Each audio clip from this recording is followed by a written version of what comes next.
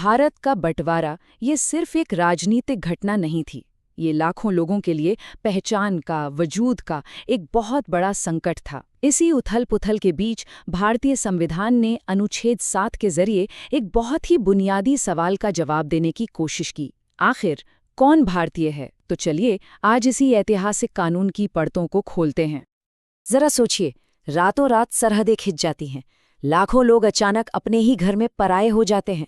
ऐसे में एक नया देश कैसे तय करेगा कि उसका नागरिक कौन है और कौन नहीं? ये सिर्फ कानून का सवाल नहीं था, ये लाखों लोगों के भविष्य का, उनकी पहचान का सवाल था। और अनुच्छेद 7 वो इसी मुश्किल पहेली का जवाब देने की एक कोशिश थी। देखिए, इस पूरे कानून को समझने के लिए हमें 2 तारीखों को ध्यान में रखना होगा। ये 2 तारीखें ही इसकी पूरी कहानी कहती हैं।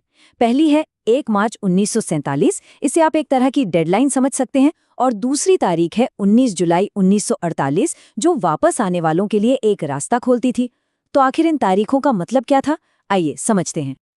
तो सबसे पहले बात करते हैं जनरल रूल की। देखिए, संविधान बनाने वालों ने एक बहुत ही साफ और सीधा नियम बनाया, और ऐसा करना जरूरी भी था, क्योंकि उस अफरा तफरी के माहौल में किसी भी तरह के कंफ्यूजन की कोई गुंजाइश नहीं छोड़ी जा सकती थी। एक ऐसा बुनियादी सिद्धांत चाहिए था जो ज्यादातर लोगों पर आसानी से लागू हो सके।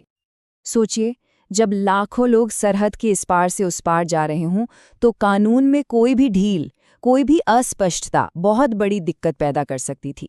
इसीलिए सबसे पहले एक सीधी और साफ लकीर खींचना जरूरी था, और वो लकीर इस सवाल का जवाब देती थी कि अगर कोई भारत छोड़कर पाकिस्तान चला गया तो क्या वो अब भी भारतीय कहलाएगा? और कानून ने इसका जवाब बिल्कुल साफ शब्दों में दिया। ये कहता है कि कोई भी व्यक्ति जिसने 1 मार्च 1947 के बाद भारत की जमीन से उस इलाके में माइग्रेट किया जो अब पाकिस्तान का हिस्सा है, उसे भारत का नागरिक नहीं समझा जाएगा। मतलब एक लाइन खींच दी गई, अगर कोई उस तारीख के बाद गया तो उसकी भारतीय नागरिकता खत्म। लेकिन क्या जिंदगी इतनी सीधी होती है? बिल्कुल नहीं। कई लोग शायद डर में चले गए होंगे। हो सकता है कुछ लोगों को बाद में अपने फैसले पर पछतावा हुआ हो। तो सवाल ये उठता है कि क्या उनके लिए वापसी के सारे दरवाजे बंद कर दिए गए थे? क्या संविधान ने ऐसे लोगों के बारे में कुछ नहीं सोचा था? और इसका जवाब है हाँ, बिल्कुल सोचा था। कानून ने सिर्फ दरवाजे बंद नहीं किए, बल्कि एक खिड़की भी खुली रखी।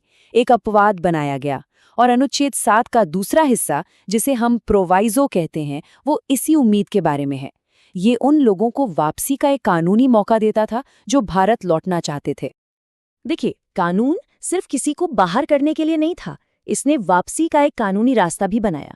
संविधान बनाने वालों ने इसीलिए कानून में एक खास शर्त जोड़ी, जिसे प्रोवाइजो कहते हैं। इसका मकसद बिल्कुल साफ था कि जो लोग वापस आना चाहते हैं, उन्हें एक कानूनी और व्यवस्थित तरीके से मौका मिलना चाहिए। तो ये छूट कैसे दी गई? कानून कहता है कि अगर कोई व्यक्ति पुनर्वास के लिए या स्थायी रूप से लौटने के लिए एक आधिकारिक परमिट लेकर भारत वापस आता है, तो उस पर वो पहला वाला नियम लागू नहीं होगा। यानी यहाँ जो सबसे जरूरी शब्द है वो है परमिट। यही परमिट वापसी की चाबी था। तो अब तस्वीर बिल्कुल साफ हो जाती है ना? 2 अलग-अलग सिचुएशन, 2 अलग-अलग नतीजे। एक तरफ वो लोग हैं जो पाकिस्तान चले गए और वापस नहीं आए या बिना परमिट के आए, कानून की नज़र में वो अब भारत के नागरिक नहीं हैं। और दूसरी तरफ वो लोग हैं जो एक लीगल परमिट के साथ वापस लौटे, उनके लिए नागरिकता का रास्ता अभी भी खुला था। अच्छा, तो अब सवाल ये है कि अगर कोई परमिट लेकर वापस आ भी गया, तो क्या उसे आते ही तुरंत नागरिकता मिल जाती थी? क्या ये इतना आसान था? नहीं, इतना सीधा भी नहीं था। कानून ने इसके लिए एक पूरी प्रक्रिया तय की थी, ताकि हर चीज व्यवस्थित तरीके से हो। इस पूरी प्रक्रिया को हम 3 स्टेप्स में समझ सकते हैं। स्टेप 1, कोई व्यक्ति 1 मार्च 1947 के बाद पाकिस्तान गया। स्टेप 2, वो एक ऑफिशियल रीसेटलमेंट परमिट के साथ भारत वापस आया। और अब आता है स्टेप 3, जो सबसे दिलचस्प है। कानून ये कहता है कि ऐसे लौटे हुए व्यक्ति को ठीक वैसा ही माना जाएगा जैसे वो कोई ऐसा माइग्रेंट हो जो 19 जुलाई 1948 के बाद भारत आया हो। और यहीं पर सबसे बड़ा ट्विस्ट है। परमिट लेकर वापस आने का मतलब ये नहीं था कि नागरिकता मिल गई। नहीं, इसका मतलब ये था कि अब वो व्यक्ति नागरिकता के लिए अप्लाई करने के लिए एलिजिबल है, बिल्कुल उसी प्रोसेस के तहत जो संविधान के दूसरे हिस्सों में डिफाइन किया गया है। मतलब परमिट मिलना प्रोसेस की शुरुआत थी, उसका अंत नहीं। तो चलिए एक बार जल्दी से अनुच्छेद 7 के मुख्य बातों को दोहरा लेते हैं। पहली बात, 1 मार्च 1947 की एक कट ऑफ तारीख तय की गई। दूसरी बात, इस तारीख के बाद पाकिस्तान जाने का मतलब था नागरिकता का खत्म होना। तीसरी बात, एक लीगल परमिट के साथ वापस आने वालों के लिए एक खास रास्ता बनाया गया। और चौथी और सबसे जरूरी बात, वापसी पर नागरिकता ऑटोमेटिक नहीं थी, उसके लिए एक तयशुदा प्रक्रिया का पालन करना जरूरी था।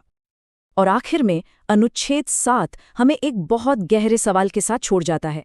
कोई कानून एक राष्ट्र की पहचान और एक व्यक्ति की जिंदगी के उतार चढ़ाव भरे मुश्किल सफर के बीच संतुलन कैसे बनाता है?